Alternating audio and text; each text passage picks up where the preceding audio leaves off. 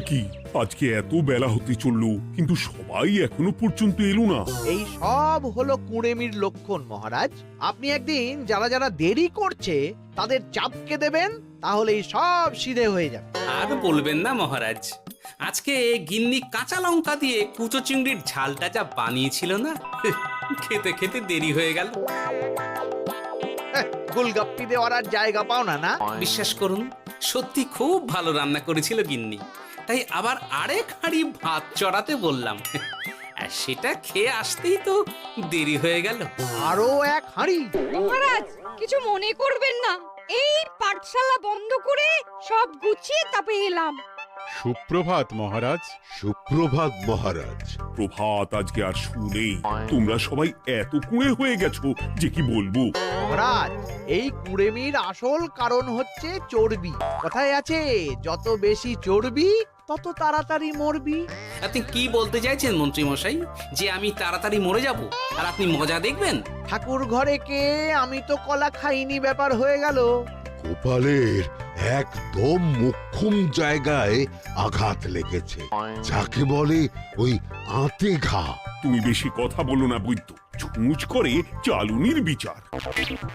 হ্যাঁ, বৈদ্য তো দেরি করেই এসেছে। আমার মনে হয় প্রত্যেককে এমন ভাবে প্রশিক্ষণ দেওয়া দরকার যাতে তারা একটু চনমনে হয়ে ওঠে। হ্যাঁ মহারাজ, তাহলে আগামীকাল থেকেই শুরু হোক ব্যায়াম আর অস্ত্র শিক্ষা।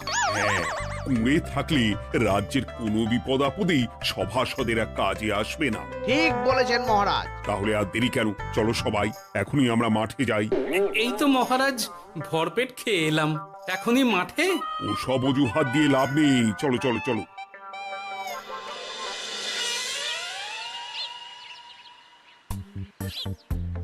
এবার সবাই সারিবদ্ধভাবে দাঁড়িয়ে পড়ো। কি গোপাল কোথায়? মহারাজ, গোপাল আপনার পিছনে দাঁড়িয়ে আছে, চুপি চুপি। এই এই এই গোপাল, যাও যাও মাঠের মাঝখানে গিয়ে দাঁড়াও। এই চাঁদি ফাটা রোদে কেন মহারাজ সুস্থ শরীরকে ব্যস্ত করছেন? এইসব বাজে কথা শুনতে চাই না। শুয়ে বসে থেকে শরীরের কি অবস্থা করেছো? শরীরের নাম মহাশয়, যা সবে তাই সয়। তুমি যাবে না, তোমাকে এক্ষুনি বরখাস্ত করব। কি জ্বালা! যেখানে আমার সব কাজ বুদ্ধি দিয়েই হয়ে যায়, সেখানে গায়ের জোরের কি দরকার? হ্যাঁ, এই গোপাল, আমি 1 থেকে 3 অব্দি গুনবো, তারপরে সবাই এই মাঠের ধার বরাবর 5 বার পাক দিয়ে দৌড়বে। ঠিক আছে মহারাজ, আমি প্রস্তুত। আমি রোগাপটকা আছি, কোনো সমস্যাই হবে না। হয়ে গেল। সবাই প্রস্তুত? 1 2 3। কি হলো গোপাল, দৌড়াও দৌড়াও। মহারাজ, এর থেকে বেশি জোরে পারবো না। আই, কে আছো? একটা কঞ্চি দাও। এই সেরেছে। বেশ হয়েছে, বেশ হয়েছে। ব্যাটার এবার চর্বি কমবে। কি হলো গোপাল? হ্যাঁ, হয়ে গেল? হ্যাঁ?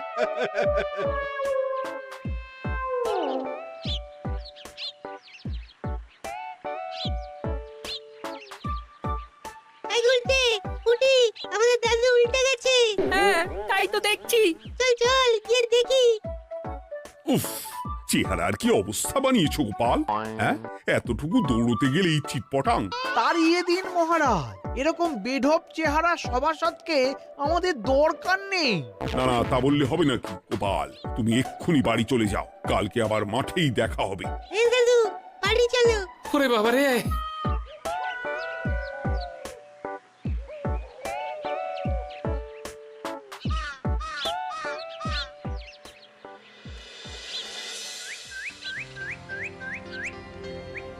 আরে ধুর ছাতার মাথা, তখন থেকে জল খেয়েই চলেছ। কি হয়েছে সেটা বলবে তো? শরীর চর্চা হয়েছে, শক্তি খরচা হয়েছে, আর পারছি না।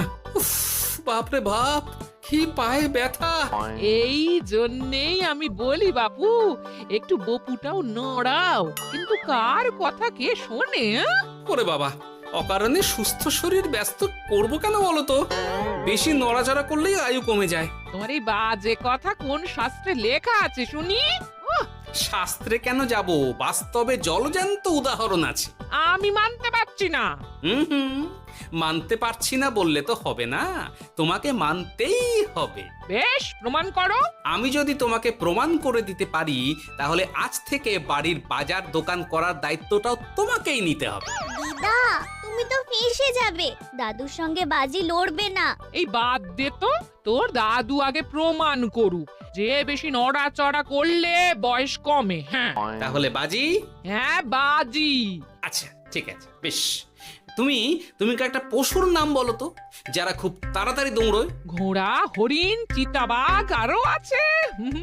আচ্ছা, এবার সবচেয়ে আস্তে আস্তে কোন পশু চলে, এরকম একটা পশুর উদাহরণ দাও। কেন, কচ্ছপ? এই তো পেয়ে গেছে উত্তর। এবার তুমি বলো তো, কচ্ছপ কত বছর বাঁচে, আর ঘোড়া, হরিণ, চিতাবাঘ এরা কত বছর বাঁচে? চিতাবাঘ, ঘোড়া কেউই 30 বছরের বেশি বাঁচে না, কিন্তু কচ্ছপ 300 বছরও বেঁচে থাকে।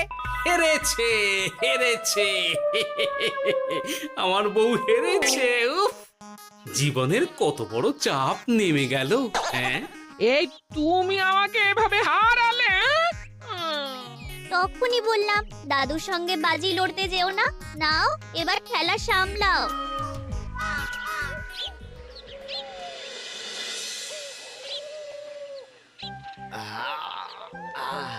আরো ভালো করে মালিশ কর। আজকে ছোটাছুটি করে পা দুটো বেশ ব্যথা ব্যথা করছে। কালকে তো আবার অন্য পরীক্ষা। আরে আমার হালকা চেহারা আছে, সব সামলে নেব। কালকে তো অস্ত্র চালনা হবে, কালকে আমি কাঁপিয়ে দেব। কাঁপাতে তো হবেই মন্ত্রী মশাই। আমরা আপনার শরীরে এমন ঘষা মাজা করে দেব না, মনে হবে আপনি না একটা জলযন্ত্র অস্ত্র চালনা করতে যাচ্ছে। বাস এই তো চাই। বাবারে, আস্তে আস্তে।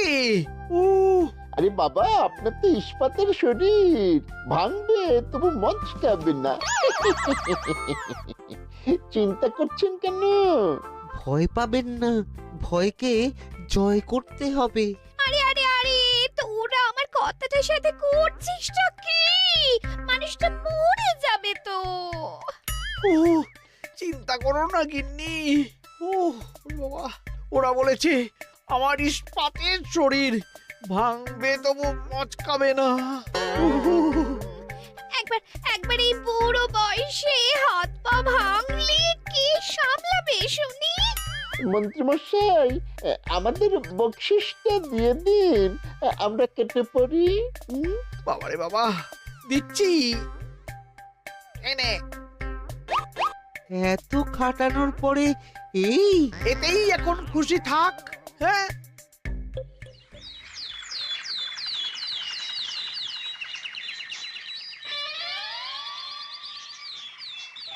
এবার তোমাদের সকলকে অস্ত্র শিক্ষা দেওয়া হবে। উফ, রোজ রোজ কি জ্বালাতনে পড়েছি, বাপরে বাপ।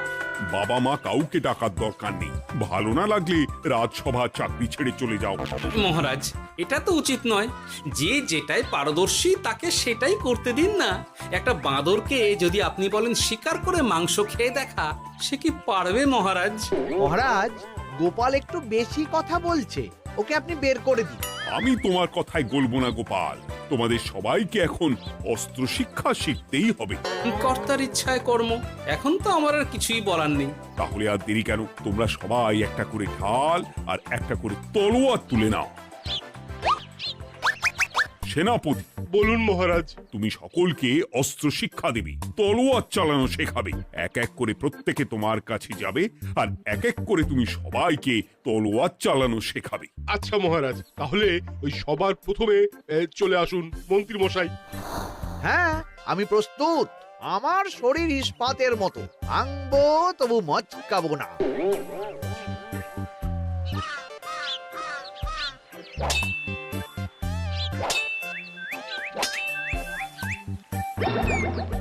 কি কেমন দিলাম? অত সহজ নয় সেনাপতি। আমি মন্ত্রী এমনি এমনি হইনি, আগে অস্ত্র শিক্ষা শিখে তবে মন্ত্রী হয়েছি। এটা কি হলো? হ্যাঁ, আপনি অস্ত্র শিক্ষায় পারদর্শী, কিন্তু আরো বিচক্ষণ হতে হবে। কারণ আজকে এই পাগড়ির জায়গায় আমি যদি তলোয়ার আপনার গলার দিকে চালাতাম, তাহলে কিন্তু আপনার এই ভবলীলা এখানেই সাঙ্গ হয়ে যেত। ঠিক আছে, মনে রাখবো। এবার বাকিদের তো ডাকো। হ্যাঁ, এরপরে তলোয়ার চালানো শিখতে আসবে গোপাল। গোপাল দাদু, গোপাল দাদু। বাবা বাবা বাবা, গোপাল তুমি আবার দল বল নিয়ে এসেছো। দেখি তোমার কত দম। গোপাল, তুমি প্রস্তুত হও। হ্যাঁ হ্যাঁ, আমি প্রস্তুত। ওরে বাবারে, এ তো ভয়ানক চাপের কাজ, আমাকে বেশ বেগ পেতে হচ্ছে। সামলাও গোপাল।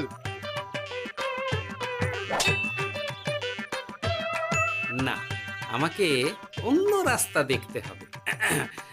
সেনাপতি, মহারাজের দিব্যি, তুমি আমার দিকে তলোয়ার ঢাল বাড়াবে না। এই এটা কি হলো? সত্যি তো, এটা কি হলো? গেল গেল গেল গেল গেল গেল গেল, দুটিটা খুলে গেল গো।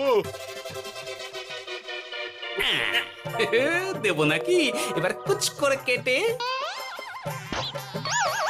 জিতে গেছি, জিতে গেছি। এটা কি হলো? শত্রুপক্ষ কখনো কারো দিব্যি শুনবে না। আর সেনাপতি, তুমি কি ওখানে দাঁড়িয়ে দাঁড়িয়ে মজা দেখছো? আমি কি করব মহারাজ, গোপাল যে আপনার দিব্যি দিয়ে দিল। গোপাল বেটা খুব চালাক। তাহলে এখন উপায়? ওসব গোপাল তোমাকে বোকা বানাবার জন্য করেছে। তুমি ধুতি ঠিক করে আবার লড়াই চালিয়ে যাও। যথাজ্ঞা মহারাজ।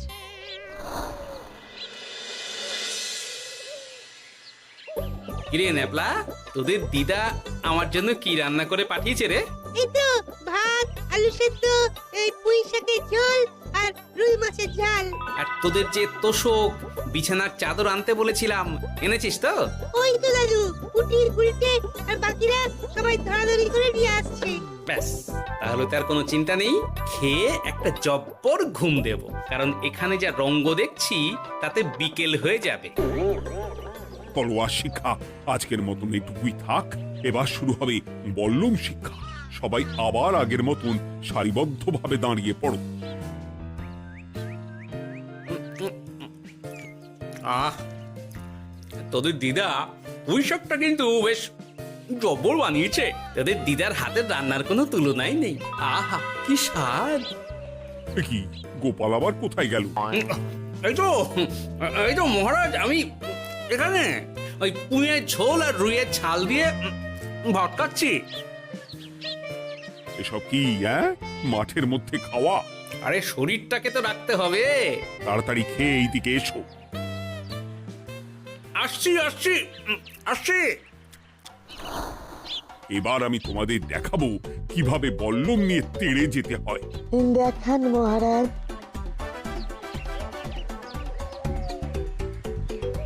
এ তো খুবই সোজা মহারাজ। ঠিক আছে, তাহলে বল্লম নিয়ে তেড়ে যাও দেখি। দিন, আপনার হাতের বল্লমটাই দিন।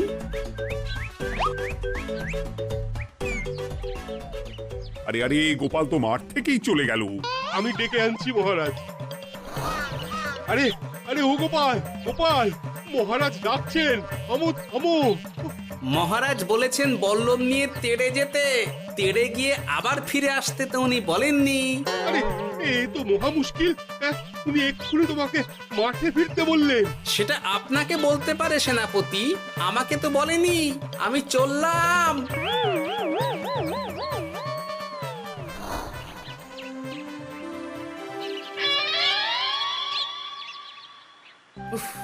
বাবারে বাবা, কি ঝক্কি! অনেক বুদ্ধি করে মাঠ থেকে খাটে চলে এসেছি। আমি আর উঠছি না। এ কি বলি, তোমাদের তো এখন অস্ত্র শিক্ষা নেওয়ার কথা। হ্যাঁ, তোমার বলা নেই, কোয়া নেই, অমনি বাড়ি চলে এলে। আরে বাবা, ওইসব অস্ত্র শিক্ষা মানেই সুস্থ শরীরকে ব্যস্ত করা, অসহ্য খাটনি, অযথা কষ্ট। কষ্ট করলে তবেই কেষ্ট পাওয়া যায়। হ্যাঁ, তোমায় আমি আগেও বুঝিয়েছি, যেখানে বুদ্ধি কথা বলে সেখানে দেহের শক্তি নীরব দর্শক গিন্নি। আরে বাবা, সে না হয় বুঝলাম, কিন্তু মহারাজ তো ভালোর জন্য সবাইকে অস্ত্র শিক্ষা দেওয়ার চেষ্টা করছে না। আরে বাবা, যার যা কাজ তাকে সেটা করালেই পারে। মহারাজ তো সেটা বুঝতেই চাইছেন না। আমি এখন ঘুমো।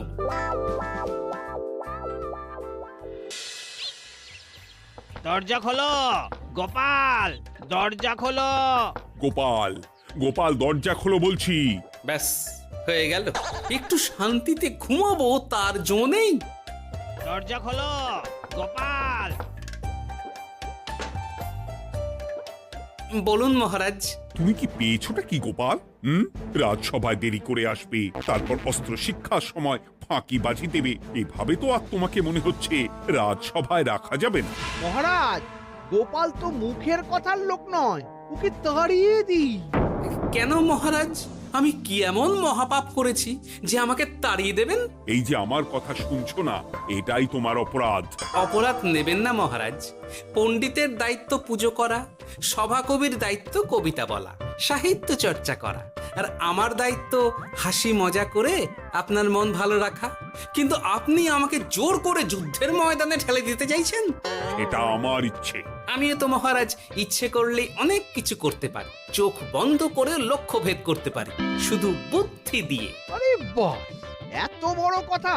তাহলে মহারাজ, ওকে বলুন পরীক্ষা দিতে। কি পরীক্ষা? আমি একটা ঘরে বর্ম পরে দাঁড়িয়ে থাকবো, তোমার হাতে অস্ত্র দেব, আমার মাথায় একটা আপেল থাকতে হবে, আর তুমি কিভাবে আমার মাথা থেকে ওই আপেল ফেলতে পারো দেখব। কিন্তু খুবই সোজা। কি গোপাল, তাহলে লড়বে নাকি বাজি? হ্যাঁ, লড়তে রাজি আছি। তাহলে আজ রাতেই হয়ে যাক পরীক্ষা। যদি এই পরীক্ষায় উতরে গেলে তো ভালো, নইলে তোমার চাকরিটা গেল। গোপাল, তুমি পারবে তো? সে দেখাই যাবে। আজ রাতে তাহলে রাজবাড়িতে দেখা হচ্ছে। যদি আমি এই পরীক্ষায় বিফল হই, তাহলে আমার চাকরি আপনি কেড়ে নেবেন, আর যদি সফল হই তাহলে মন্ত্রী মশাইকে শাস্তি দেবেন। আমি নিজে সারা কৃষ্ণনগরে নাক্ষত দেব। বেশ, দেখা যাক।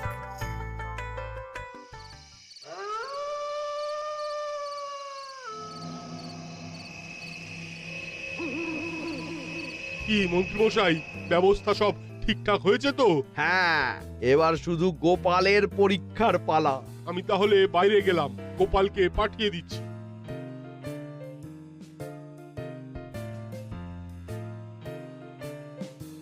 এবার যাও গোপাল, ঘরের ভিতরে যাও, দেখি তুমি কি করে মন্ত্রীর মাথা থেকে আপেল ফেলতে পারো। আপনি তো শুধু আমার চোখ ঢেকেছেন, আমার নাক মুখ কানও ঢেকে দিন, যাতে ঘ্রাণেন্দ্রিয় শ্রবণেন্দ্রিয়েরও সাহায্য না নিতে পারি। বেশ, তাহলে তাই হোক। আয়, কে আছো? গোপালের মুখ নাক আর কান ঢাকো। যথা আজ্ঞা মহারাজ। একটু মোটা কাপড় দিয়ে নাক মুখ ঢাকো, হ্যাঁ, যাতে সেভাবে আপেলের গন্ধ না পাই। বেশ বেশ।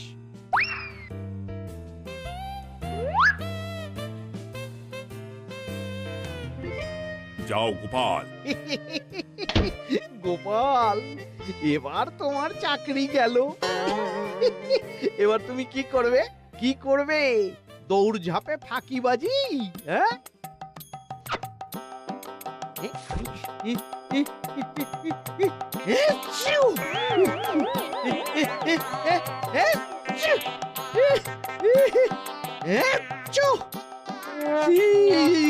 গেল গেল গেল গেল গেল, আপেল পড়ে গেল।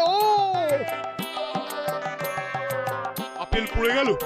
মহারাজ, এর মধ্যেই গোপাল আপেল ফেলে দিয়েছে। ঘরের ভেতরে চলো।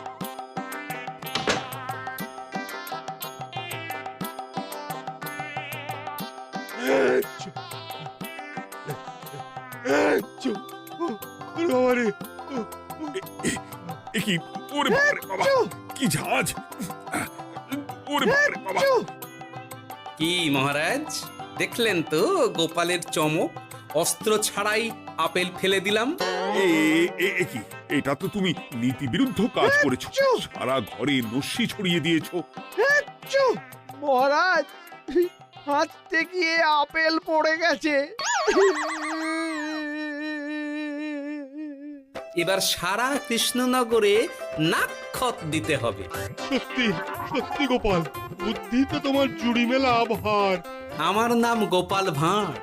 একটা কথা মনে রাখবেন, কেউটে সাপের লেজে পা দেবেন না, আর গোপালের কাজে বাধা দেবেন না।